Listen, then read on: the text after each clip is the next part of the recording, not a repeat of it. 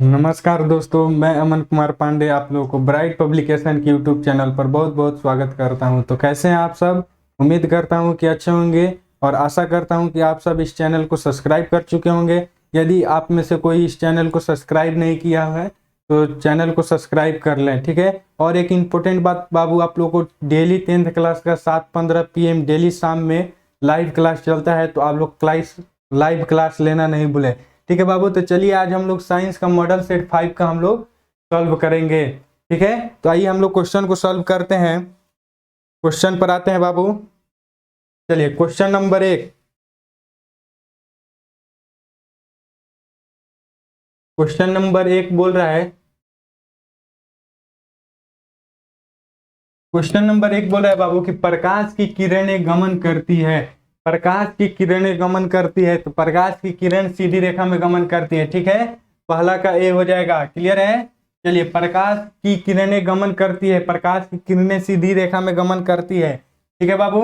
चलिए second number question पर आते हैं। सेकेंड नंबर क्वेश्चन बोल रहा है कि परावर्तन के नियम लागू होते हैं। परावर्तन का नियम लागू होते हैं। परावर्तन का कितने नियम है? 2 नियम है। तो वही पूछ रहा है क्वेश्चन कि परावर्तन का जो नियम है वो लागू होता है, तो किस नियम? सभी परावर्तक पृष्ठों पर लागू होता है, ठीक है बाबू। तो इसका क्या हो जाएगा? 2 का डी। 2 नंबर का क्या हो जाएगा? डी। क्लियर है। चलिए नेक्स्ट बढ़ते हैं 3 नंबर क्वेश्चन पर। Question number 3। क्वेश्चन नंबर 3 बोल रहा है कि किसी गोलीय दर्पण की फोकस दूरी उसकी वक्रता त्रिज्या की क्या होती है। ये पूछ रहा है फोकस दूरी उसकी वक्रता त्रिज्या की क्या होती है। तो उसकी वक्रता त्रिज्या क्या आदि होती है? F बराबर R/2। यही संबंध होता है बाबू। तो उसकी वक्रता त्रिज्या की क्या होती है? आधी होती है। ऑप्शन नंबर ए, 3 का ए होगा। क्लियर है? क्लियर है। चलिए आते हैं 4 नंबर क्वेश्चन पर। 4 नंबर क्वेश्चन बोल रहा है कि एक गोलीय दर्पण की वक्रता त्रिज्या 20 सेंटीमीटर है, इसकी फोकस दूरी क्या होगी? एक गोलीय दर्पण की वक्रता त्रिज्या 20 सेंटीमीटर है। देखिए बाबू क्या दिया है? आर दे दिया है, वक्रता त्रिज्या दे दिया है 20 सेंटीमीटर, और इसकी फोकस दूरी पूछ दिया है, यानी एफ पूछा है। तो एफ बराबर क्या होता है? एफ बराबर क्या होता है? एफ बराबर होता है R/2। तो एफ का निकाल लीजिए, आर कितना है? 20, और बटा में 2 कटा दीजिए, कितना हो जाएगा? 10 सेंटीमीटर। तो option number B, option B clear होगा। क्लियर है?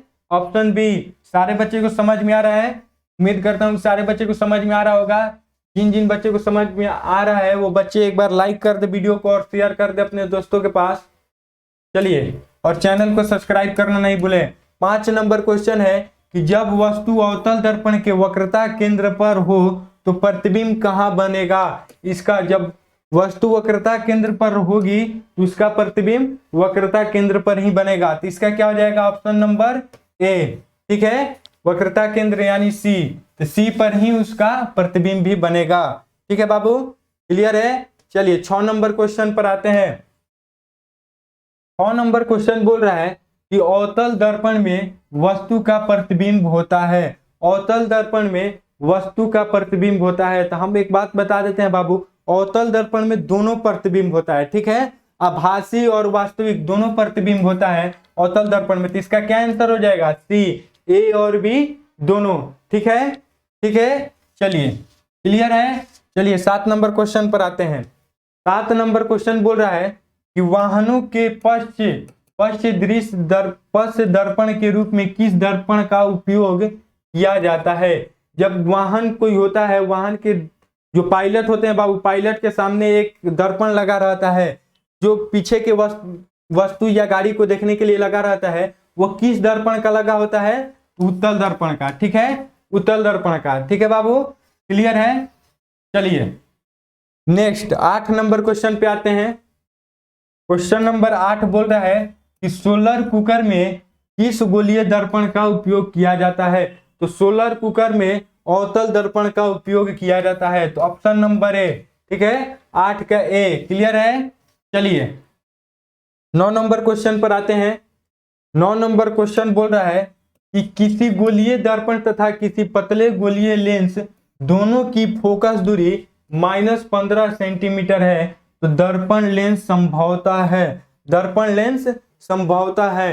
तो दोनों जो दर्पण लेंस होगा वो दोनों अवतल लेंस होगा। दोनों क्या होगा?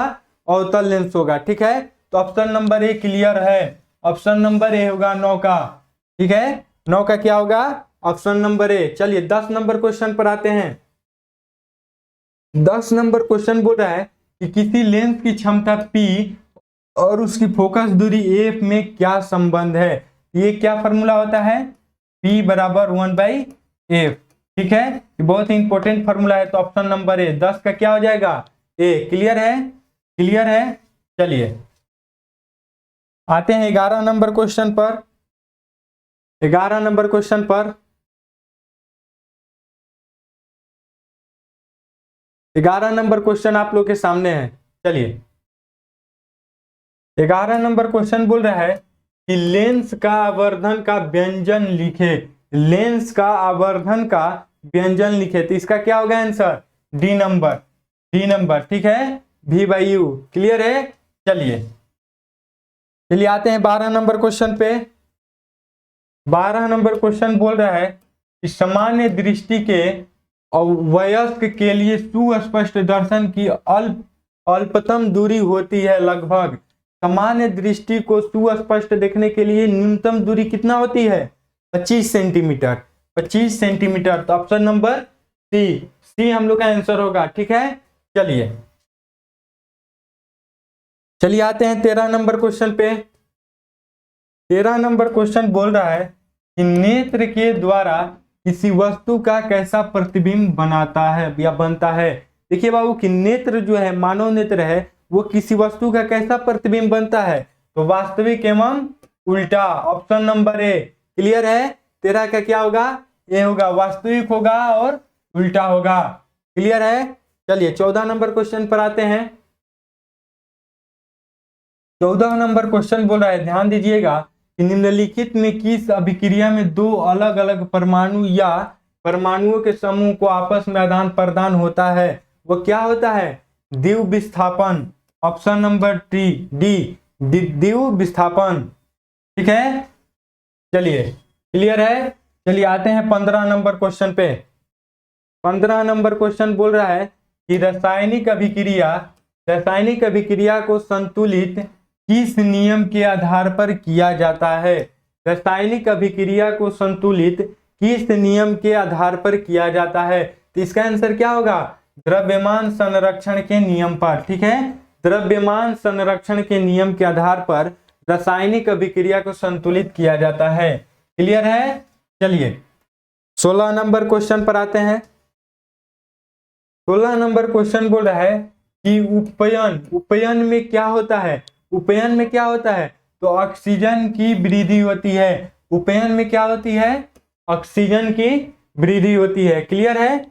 चलिए नेक्स्ट आते हैं 17 नंबर क्वेश्चन पे। 17 नंबर क्वेश्चन पर आते हैं बाबू। 17 नंबर क्वेश्चन बोल रहा है कि पदार्थ X के विलयन का उपयोग सफेदी करने में होता है, तो X का नाम क्या है? X का नाम क्या है? तो क्या होगा इसका? Calcium hydroxide. Calcium hydroxide. 17 का ए। 17 का ए। क्लियर है। क्लियर है। उम्मीद करता हूं कि सारे बच्चे को समझ में आ रहा होगा। यदि आप लोगों को समझ में आ रहा है तो चैनल को सब्सक्राइब कीजिए, वीडियो को लाइक कीजिए और अपने दोस्तों के पास शेयर कीजिए। चलिए 18 नंबर क्वेश्चन बोल रहा है कि धातु के ऑक्साइड की प्रकृति क्या होती है? धातु के ऑक्साइड की प्रकृति क्या होती है? तो क्षारीय होती है। ऑप्शन नंबर बी होगा। ठीक है, क्लियर है। 18 का क्या होगा? बी होगा। चलिए 19 नंबर क्वेश्चन पर आते हैं। 19 नंबर क्वेश्चन अधूरा है बाबू, छोड़ दीजिए। 19 नंबर क्वेश्चन अधूरा है। चलिए 20 नंबर क्वेश्चन पर आते हैं। 20 नंबर क्वेश्चन बोल रहा है कि क्षारक जल में घुलकर कौन सा आयन प्रदान करता है? क्षारक जल में घुलकर कौन सा आयन प्रदान करता है? तो इसका आंसर क्या हो जाएगा? OH minus. Option number B. Clear है। 20 का क्या होगा? बी। चलिए 21 नंबर क्वेश्चन पर आते हैं। 21 नंबर क्वेश्चन बोल रहा है कि अम्ल धातु के साथ अभिक्रिया करके कौन सी गैस निकालती है? अम्ल धातु के साथ अभिक्रिया करके कौन सी गैस निकालती है? तो इसका आंसर हो जाएगा ए, हाइड्रोजन गैस। ठीक है, अम्ल धातु के साथ अभिक्रिया करके हाइड्रोजन गैस निकालती है। 21 का ए क्लियर है? क्लियर है। चलिए आते हैं 22 नंबर क्वेश्चन पे। 22 नंबर क्वेश्चन बोल रहा है कि क्लोर क्षार प्रक्रम से किस पदार्थ का निर्माण होता है? क्लोर क्षार प्रक्रम से किस पदार्थ का निर्माण होता है? तो इसका आंसर क्या होगा? Sodium hydroxide, option number A. ठीक है, ऑप्शन ए क्लियर है। 22 का ए। चलिए नेक्स्ट क्वेश्चन पर आते हैं। 23 नंबर क्वेश्चन। 23 नंबर क्वेश्चन है कि एक पदार्थ जो जल में घुलनशील है, स्वाद में कड़वा और स्पर्श उस साबुन की तरह है तथा प्रकृति संक्षारक है, वह पदार्थ क्या होता है? वह पदार्थ क्या होता है? क्षार। वह पदार्थ क्या होता है? क्षार होता है। ठीक है, ऑप्शन नंबर बी। 23 का क्या होगा? बी। क्लियर है। चलिए 24 नंबर क्वेश्चन पर आते हैं। 24 नंबर क्वेश्चन बोल रहा है कि निम्नलिखित में किस पीएच मान वाले वर्षा को अम्लीय वर्षा कहेंगे? निम्नलिखित में किस पीएच मान वाले वर्षा को अम्लीय वर्षा कहेंगे? तो इसका आंसर क्या हो जाएगा? बी। पीएच मान 5 वाले पीएच का मान जो 5 है उसको वर्षा को अम्लीय वर्षा कहेंगे। ठीक है, क्लियर है। चलिए 25 नंबर क्वेश्चन पर आते हैं। 25 नंबर क्वेश्चन बोल रहा है कि किसी अभिक्रिया में गैस निकल रही है, उसके पास जलती हुई तीली ले जाया जाता है, तो गैस फट फट की ध्वनि के साथ जलती है, वह गैस कौन है? वह गैस कौन है? तो इसका आंसर क्या होगा? हाइड्रोजन गैस है। ठीक है, हाइड्रोजन गैस है, ऑप्शन नंबर सी। 25 का सी। क्लियर है। चलिए 26 नंबर क्वेश्चन पर आते हैं। 26 नंबर क्वेश्चन बोल रहा है कि रासायनिक अभिक्रिया में होता है, रासायनिक अभिक्रिया में होता है, क्या होता है? अवस्था में परिवर्तन होता है, जी। रंग में परिवर्तन होता है, जी। गैस का उत्सर्जन होता है, जी। उपयुक्त में सभी, ऑप्शन नंबर डी। 26 का क्या हो जाएगा? डी हो जाएगा। क्लियर है। सारे बच्चे को समझ में आ रहा है? उम्मीद करता हूं कि सारे बच्चे को पढ़ाई समझ में आ रहा होगा। यदि आप लोगों को पढ़ाई समझ में आ रहा है तो लाइक कीजिए, शेयर कीजिए, चैनल को सब्सक्राइब कीजिए। और डेली 7:15 में 10th क्लास का लाइव क्लास चलता है, लाइव क्लास नहीं लेना भूले। ठीक है। चलिए, मनुष्य के पाचन तंत्र में भोजन का अवशोषण कहाँ होता है? मनुष्य के पाचन तंत्र में भोजन का अवशोषण कहाँ होता है? तो क्या होगा इसका आंसर? छोटी आंत में होता है, तो ऑप्शन नंबर बी। 27 का क्या होगा? बी। चलिए 28 नंबर क्वेश्चन पर आते हैं। 28 नंबर क्वेश्चन बोल रहा है, बहुत ही इंपॉर्टेंट क्वेश्चन है कि सीरा है, सीरा क्या है? सीरा एक धमनी है, ऑप्शन नंबर बी। सीरा एक धमनी है, तो ऑप्शन बी। क्लियर है। चलिए नेक्स्ट आते हैं 29 नंबर क्वेश्चन पे। 29 नंबर क्वेश्चन बोल रहा है कि कोई अंग कट जाने पर रुधिर का थक्का बनने में कौन मदद करता है? कोई अंग जब कट जाता है तो रुधिर का थक्का बनने में कौन सा मदद करता है? ठीक है, कौन मदद करता है? तो इसका आंसर क्या होगा? D, platelets, platelets. ठीक है, प्लेटलेटस। ठीक है। चलिए 29 का क्या हो जाएगा? डी। चलिए नेक्स्ट आते हैं 30 नंबर क्वेश्चन पे। 30 नंबर क्वेश्चन बोल रहा है कि पादप के वायवीय भाग द्वारा वाष्प के रूप में जल की हानि क्या कहलाता है? पादप के वायवीय भागों द्वारा वाष्प के रूप में जल की हानि क्या कहलाती है? इसका आंसर क्या होगा? वाष्पोत्सर्जन, वाष्पोत्सर्जन, ऑप्शन नंबर सी। डी का 30 का सी, 30 का सी। क्वेश्चन नंबर 30 का आंसर क्या होगा? सी। चलिए नेक्स्ट आते हैं 31 नंबर पे। 31 नंबर क्वेश्चन। चलिए 31 नंबर क्वेश्चन सामने है, ध्यान दीजिएगा आप लोग। बोल रहा है 31 नंबर क्वेश्चन कि प्रकाश संश्लेषण का मुख्य उत्पाद क्या है? प्रकाश संश्लेषण का मुख्य उत्पाद क्या है? तो क्या है इसका answer? Option number B, oxygen. प्रकाश संश्लेषण का मुख्य उत्पाद क्या है? ऑक्सीजन है। 31 का क्या आंसर हो जाएगा? बी। चलिए 32 नंबर क्वेश्चन पर आते हैं। 32 नंबर क्वेश्चन बोल रहा है बाबू, ध्यान देना कि अमाशय की आंतरिक स्तर का अम्ल से रक्षा किसके द्वारा होती है? इसका क्या होगा आंसर? श्लेष्मा के द्वारा होती है। ऑप्शन नंबर ए, 32 का ए। क्लियर है? चलिए नेक्स्ट आते हैं 33 नंबर क्वेश्चन पे। 33 नंबर क्वेश्चन पर आते हैं। निम्नलिखित में किस जीव का क्षुद्रांत सबसे लंबा होता है? निम्नलिखित में किस जीव का क्षुद्रांत सबसे लंबा होता है? तो वह है गाय। ऑप्शन नंबर सी, 33 का सी। क्लियर है? क्लियर है? चलिए 34 नंबर क्वेश्चन पर आते हैं। 34 नंबर क्वेश्चन बोल रहा है कि अमीबा में किस प्रकार का जनन होता है? बहुत ही इंपॉर्टेंट क्वेश्चन है कि अमीबा में किस प्रकार का जनन होता है? तो विखंडन। ठीक है, विखंडन। ऑप्शन नंबर ए, 34 का क्या होगा? ये होगा। क्लियर है? चलिए नेक्स्ट आते हैं 35 नंबर क्वेश्चन पे। 35 नंबर क्वेश्चन बोल रहा है कि पर्तन, कलम, रोपण इत्यादि किस प्रकार की जनन की विधि है? जनन की विधि है, तो इसका आंसर क्या होगा? कायिक प्रवर्धन। कायिक प्रवर्धन। ऑप्शन नंबर बी, 35 का बी। उम्मीद करता हूं कि सारे बच्चे को समझ में आ रहा होगा। क्लियर है सारे बच्चे को? यदि आप लोगों को समझ में आ रहा है तो चैनल को सब्सक्राइब कीजिए, वीडियो को लाइक कीजिए और दोस्तों के पास शेयर कीजिए। और डेली लाइव क्लास चलता है 7:15 में 10th क्लास का लाइव क्लास लेना नहीं भूले। ठीक है बाबू, आप लोग लाइव क्लास से ज्यादा जुड़े। निम्नलिखित में कौन पादप का मादा जनन अंग के भाग है? ठीक है, तो इसका आंसर क्या हो जाएगा? 36 का बी, अंडाशय। 36 का क्या हो जाएगा? बी, अंडाशय। क्लियर है?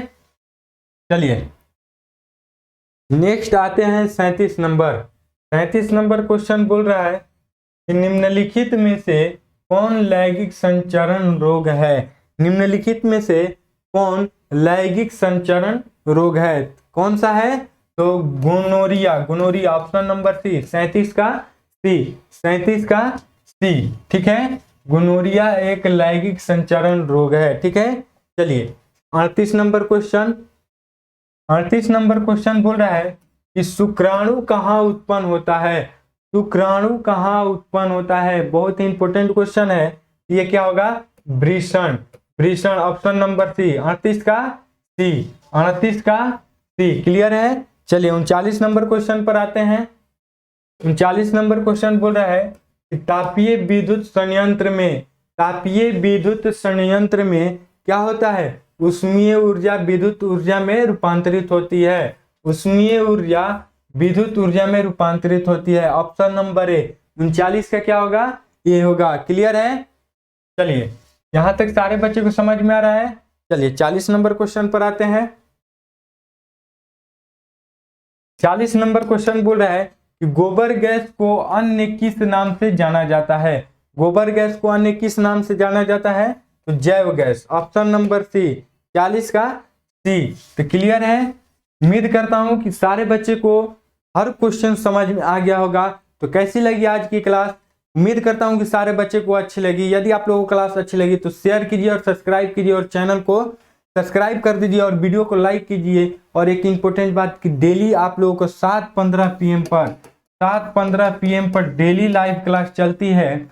उस लाइव क्लास में आप लोग ज़्यादा से ज़्यादा जुड़िए। ठीक है, और झारखंड बोर्ड के लिए आप लोग का एग्जाम है। एग्जाम से पहले यानी 25 तारीख से एक बहुत ही इंपॉर्टेंट बैच आने वाला है आप लोग के लिए। एग्जाम के मद्देनजर रखते हुए 25 तारीख से आने वाला है। तो उस क्लास को आप लोग लेना नहीं भूले। ठीक है, तो 25 तारीख से आप लोग जुड़ जाइए इसी चैनल से, फ्री ऑफ कॉस्ट आप लोग जुड़िए। ठीक है, तो कैसी लगी क्लास? बस मिलते हैं नेक्स्ट वीडियो में। तो आज के लिए इतना ही। जय हिंद, जय भारत।